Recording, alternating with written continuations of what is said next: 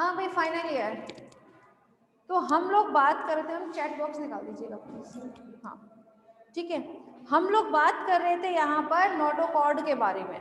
ठीक है, ये जो नोटोकॉर्ड आप देख रहे हैं, आपको बताया गया था, ये हम स्टडी किसमें कर रहे हैं, सिफेलोकॉर्डेटा में। सिफेलोकॉर्डेटा मीन क्या था, सिफेलो मीन मतलब इसमें कॉर्डेट के जो कैरेक्टर्स हैं वो इसके पूरे सिफेलम तक मतलब हेड रीजन तक जाते हैं। ठीक है, तो ये जो नोटोकॉर्ड है ये इसकी रोस्ट्रम से लेकर टेल तक प्रेजेंट रहती है। ठीक है, रोस्ट्रम से लेकर टेल तक इसकी नोटोकॉर्ड प्रेजेंट रहती है। और ये नोटोकॉर्ड जो है ये प्रेजेंट होती है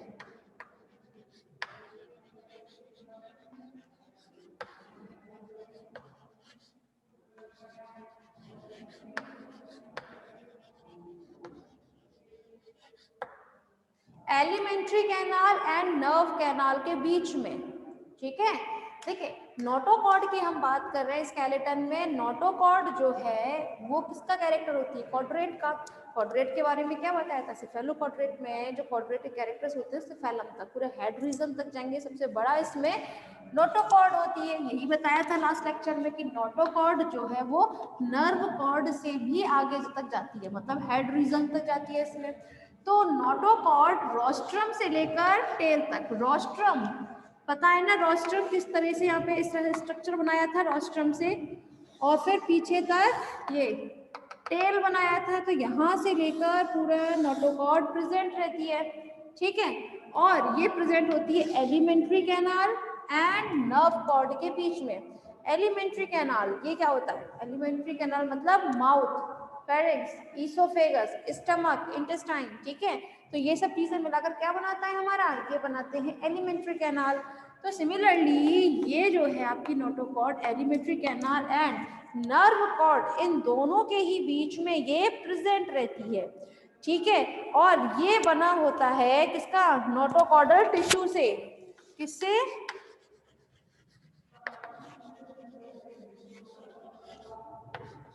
ये बनती है नोटोकॉर्डल टिश्यू से। ठीक, देखें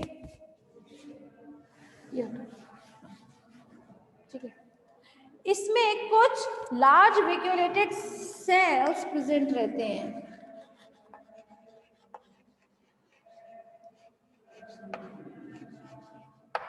ठीक है, लार्ज वैक्यूलेटेड सेल्स जो होते हैं वो इसमें प्रेजेंट रहते हैं। अगर हम बात करें इसके एडल्ट स्टेज की, ठीक है, तो एडल्ट स्टेज में जिलेटिनस सब्सटेंस पाया जाता है। ठीक है, जिलेटिनस सब्सटेंस पाया जाता है। हालांकि आपकी नोटोकॉर्ड जो है वो इसके सोमैटिक ऑर्गन जो होते हैं हमारी बॉडी में, सोमैटिक ऑर्गन एम्फियोक्सिस में, उनको ये बिल्कुल भी वो नहीं देती, सहारा नहीं देती। लेकिन ये क्या करती है, जब भी इनकी बॉडी जो है वो कॉन्ट्रैक्ट एंड रिलैक्सेशन की स्थिति में होती है, तो उस दौरान, ठीक है, कॉन्ट्रैक्ट रिलैक्सेशन के दौरान ये नोटोकॉर्ड ही होती है जो इस एम्फियोक्सिस का जो बॉडी है उसको पूरी तरह से स्ट्रेच करके रखे। ठीक है, वो कौन होती है, वो होती है नोटोकॉर्ड। ठीक है, अब जहाँ नोटोकॉर्ड के डायग्राम की तरफ भी हम लोग देख लेते हैं। नोटोकॉर्ड में यहाँ ऊपर की तरफ क्या प्रेजेंट रहता है, आपके नर्व कॉर्ड। ठीक है, यहाँ पर आपको दो टाइप के कैनाल्स देखने के लिए मिलेंगे। कौन कौन से, डोर्सल की तरफ प्रेजेंट रहते हैं उन्हें हम बोलते हैं डोर्सल कैनाल। इसी के जस्ट ऑपोजिट प्रेजेंट रहते हैं उन्हें हम बोलते हैं वेंट्रल कैनाल। ठीक है, तो हमने नोटोकॉर्ड में टू टाइप्स के क्या देख लिए, कैनाल जो डोर्सल रीजन में है डोर्सल कैनाल, जो वेंट्रल रीजन में है इसके जस्ट ऑपोजिट उन्हें हम बोलते हैं वेंट्रल कैनाल। ठीक है, इसमें मसल्स प्रेजेंट रहती हैं। क्या प्रेजेंट रहते हैं, मसल फाइबर। यहाँ अंदर की तरफ फाइब्रस प्लेट भी इसमें मौजूद होती है। ठीक है, क्या चीज, फाइब्रस प्लेट। ठीक है, और यहाँ इसके ऊपर की तरफ डोर्सल कैनाल के ऊपर की तरफ क्या प्रेजेंट रहता है आपका, इलास्टिका इंटेमा। ठीक है, इलास्टिका इंटेमा इसमें प्रेजेंट रहता है। तो ये तो बात रही आपकी नोटोकॉर्ड से रिलेटेड। पहली बात तो देखिए नोटोकॉर्ड के बारे में जानने के लिए यही है, सिफेलोकॉर्डेट पे पढ़ रहे हैं तो सबसे बड़ी जो कॉर्ड होगी दैट इज नोटोकॉर्ड। ठीक है, उसके बाद में नोटोकॉर्ड कहाँ प्रेजेंट होती है, एक तो रोस्ट्रम से टेल तक, और एलिमेंट्री कैनाल नर्व कैनाल मतलब नर्व सेल जो होती है उनके बीच में प्रेजेंट रहेगी। ठीक है, चलिए नेक्स्ट बात करते हैं अब हम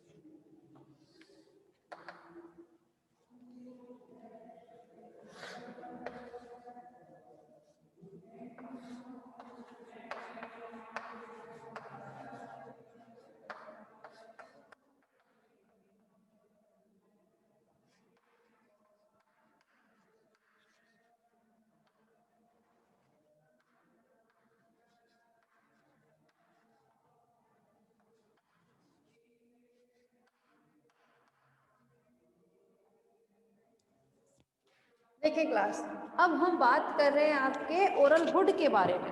आप लोगों को अगर कल का डायग्राम याद है तो उसमें मैंने ये बताया था कि जो एम्फिऑक्सिस जो है मतलब ब्रैंकियोस्टोमा जो है उसके ओरल हुड, जो उसका ओरल रीजन माउथ रीजन जो होता है उसके चारों तरफ क्या प्रेजेंट रहते हैं, कुछ सिराई प्रेजेंट रहते हैं।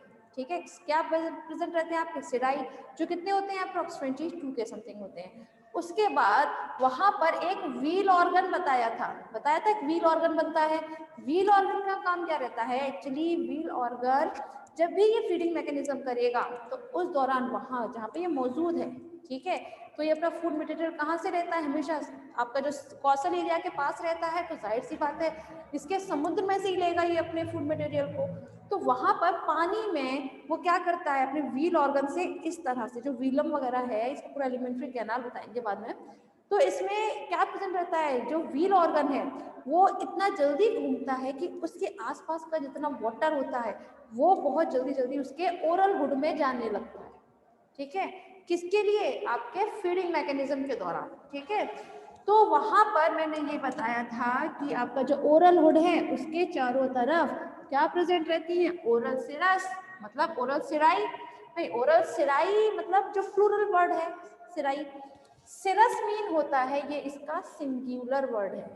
ठीक है, चलें फिर बात कर लेते हैं हम, जब इसमें कुछ स्केलेटल पीसेस पाए जाते हैं, स्केलेटल पीसेस, ये नीचे की तरफ देख रहे हैं आप स्केलेटल पीसेस, एक्चुअली ये स्केलेटल पीसेस जो है ये आधार जो बेस है, ठीक है, ये किसको सपोर्ट करते हैं, ये सपोर्ट करते हैं आपके स्केलेटल रॉड को। ये रॉड लाइक स्ट्रक्चर है ना, ये इन्हें सपोर्ट करते हैं आपके स्केलेटल पीसेस। ठीक है, अब ये ओरल हुड जो है आपका, ये ओरल हुड किस चीज का बना होता है आपका, ये बना होता है कार्टिलेजन का। ठीक है, लेकिन ये एक्चुअली कार्टिलेजन का होता नहीं है, ये होता तो फाइब्रस कनेक्टिव टिश्यू का है। किसका होता है ये,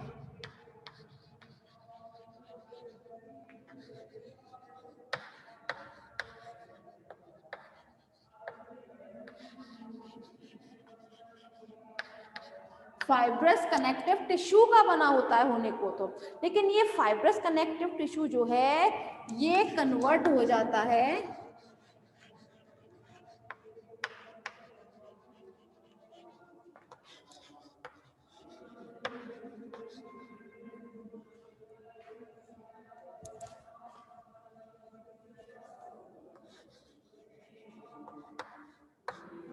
जिलेटिनस सब्सटेंस में। ठीक है, ये जिलेटिनस सब्सटेंस जो होता है फाइनल ईयर ये जिलेटिनस सब्सटेंस बनाता है इसका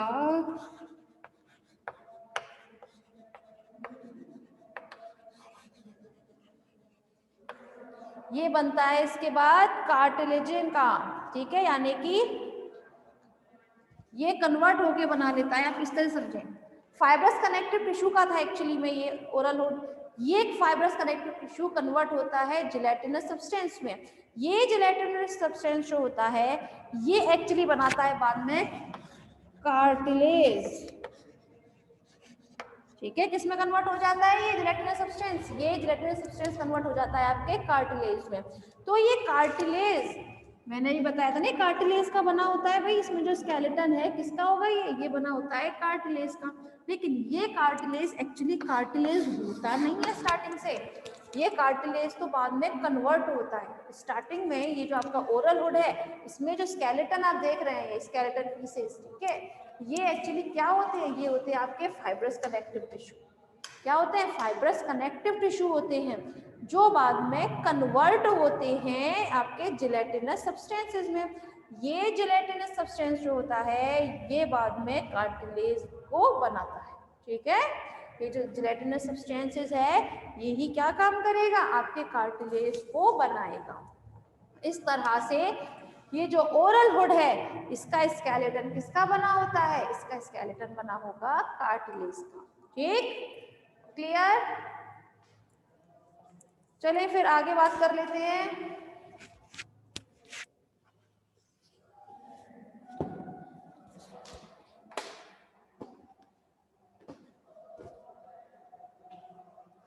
यस, गुड।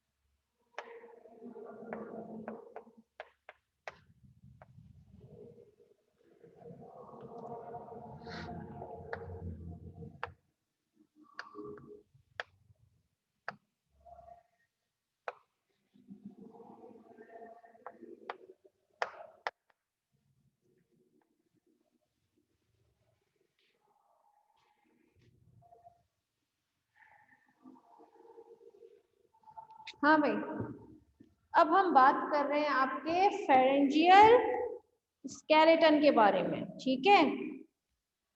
तो ये जो फेरेंजियल स्केलेटन होता है ये बना होता है आपका इलास्टिक फाइबर से, ठीक है। किससे बना होता है ये बना होता है आपका इलास्टिक फाइबर से। इलास्टिक फाइबर मतलब इसमें जो फाइबर मौजूद होते हैं ये बहुत ज्यादा लचीले होते हैं, ठीक है। तो हार्ड सब्सटेंस नहीं होता इसमें, तो इलास्टिक फाइबर इसमें मौजूद होते हैं जिससे फेरेंजियल स्केलेटन बनता है। और इसमें कुछ वॉल लाइक स्ट्रक्चर प्रेजेंट रहते हैं, ये वॉल लाइक स्ट्रक्चर प्रेजेंट रहते हैं जो इस फेरेंजियल वॉल को एक सपोर्ट करते हैं।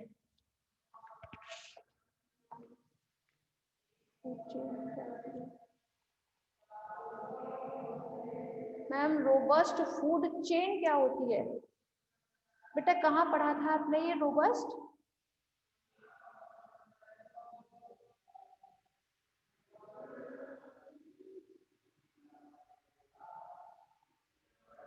भावना बेटा कहाँ स्टडी किया था आपने ये? इकोलॉजी में अच्छा थर्ड ईयर का, अच्छा वो सेकंड पेपर। देखो बेटा वैसे तो खैर इकोलॉजी मेरा फिलहाल पेपर नहीं है, लेकिन जब पेपर होगा तो मैं आपको डेफिनेटली बताऊंगी, ठीक है। रोबस्ट फूड चेन, ठीक है। आप लोग इससे रिलेटेड पूछ लिया कीजिए, अभी फिलहाल इकोलॉजी मैंने उठाया नहीं है तो बीच में रिकॉर्ड होती है ना हम लोगों का ये चीज, तो बीच में इंटरप्ट हो जाएगा बेकार में, ना हम लोगों को परमिशन दी है, ठीक है। तो हम लोग का रिकॉर्डिंग भी खराब हो जाएगी बेकार में, इसलिए ठीक है। इकोलॉजी का पार्ट नहीं, आप इसी से रिलेटेड पूछ लीजिएगा, ठीक है। Okay good. देखें हम बात कर रहे थे फेरेंजियल स्केलेटन के बारे में। ये फेरेंजियल स्केलेटन कैसा होता है आपका इलास्टिक फाइबर से मिलकर बना होता है। इसमें कुछ वॉल लाइक स्ट्रक्चर प्रेजेंट रहते हैं ये, ठीक है, जो क्या काम करते हैं, ये इसके फेरेंजियल वॉल को एक सपोर्ट देते हैं। सपोर्ट मतलब उनको एक आधार देते हैं इसके, तभी तो भाई स्केलेटन का काम क्या होता है, स्केलेटन का मतलब होता है जो किसी चीज को सपोर्ट करे, जो उसके स्ट्रक्चर को बनाए रखे, है ना। तो इसमें ये जो वॉल लाइक स्ट्रक्चर है इन्हें हम क्या बोलते हैं, स्नैप्टिक्यूली। क्या बोला जाता है, स्नैप्टिक्यूली। ये स्नैप्टिक्यूली जो होते हैं ये होते हैं कुछ आपके ये जो हॉरिजॉन्टल वे में रहेंगे वो, ठीक है। और ये स्नैप्टिक्यूली के साथ साथ इसमें प्रेजेंट होती हैं ये गिल स्लिट, ठीक है। ये गिल स्लिट्स के बीच में कुछ वॉल लाइक स्ट्रक्चर, ये जो वर्टिकल है ये कुछ प्रेजेंट रहती हैं जिन्हें हम बोलते हैं गिल बार्स। क्या बोला जाता है इन्हें, गिल बार्स बोला जाता है। गिल बार्स होते हैं दो तरीके के, आई मीन टू से गिल बार्स को हम डिवाइड कर सकते हैं टू पार्ट्स में, primary and secondary Gill bars. बताते हैं इन दोनों में डिफरेंस। देखिए यहाँ पर हमने गिल बार्स को दो पार्ट्स में डिवाइड किया है, first is primary, second is secondary गिल बार। अब इसमें डिफरेंस क्या होता है देखिएगा, ये जो प्राइमरी गिल बार है मैं यहाँ बना देती हूँ। प्राइमरी गिल बार को हम इस तरह बाईरेमस बनाते हैं, इसे हम कैसे बनाते हैं, बाईरेमस,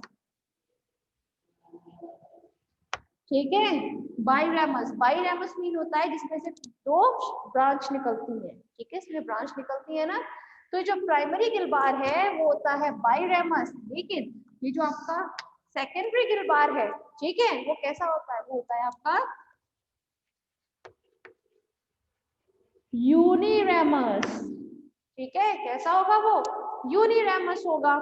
तो इसी तरह से इसमें कुछ रॉड्स, जो इसमें क्या प्रेजेंट रहती है, कुछ रॉड प्रेजेंट रहती है। ये रॉड जो होती है इसका स्केलेटन बनाती है, मतलब तरीके से इनका एंडोस्केलेटन को बनाती है, फॉर्म करती है, ठीक है। समझ में आ रहा है ये स्केलेटन में भाई, फेरेंजियल स्केलेटन। फाइनल ईयर समझ में आया बेटा?